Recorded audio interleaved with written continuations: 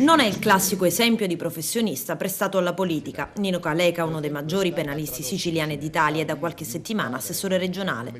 È cresciuto a pane e politica con incarichi nel vecchio Partito Comunista all'epoca di Pio La Torre, segretario regionale, poi ucciso dalla mafia. Crocetta l'ha chiamato a guidare uno dei settori più delicati dell'amministrazione regionale, quello alle politiche agricole. Un incarico di responsabilità che qualche anno fa è stato anche ricoperto da Toto Cuffaro, che Nino Caleca ha difeso nel processo sulle talpe alla procura di Palermo. Pur non mettendo da parte la toga, Caleca è impegnato a rilanciare in Sicilia quello che un tempo era un comparto trainante dell'economia siciliana. Io voglio fare poche cose, possibilmente però che siano incisive. Una cosa che voglio assolutamente realizzare è la Banca della Terra.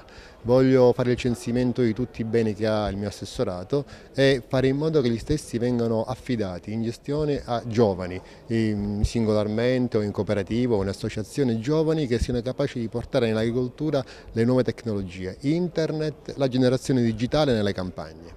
Il suo assessorato sarà protagonista all'Expo di Milano che si apre nel maggio 2015, una vetrina importante per la Sicilia.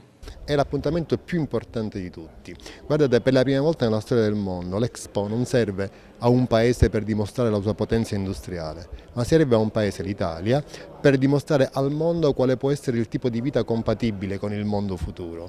E il tipo di vita compatibile che noi vogliamo veicolare con Expo è il nostro, quello del Mediterraneo. Se il mondo vuole sopravvivere deve vivere come noi viviamo nel Mediterraneo, mangiando ciò che mangiamo noi, coltivando la terra come la coltiviamo noi e vivendo come viviamo noi. Questo è il messaggio che veicoliamo in questa Expo.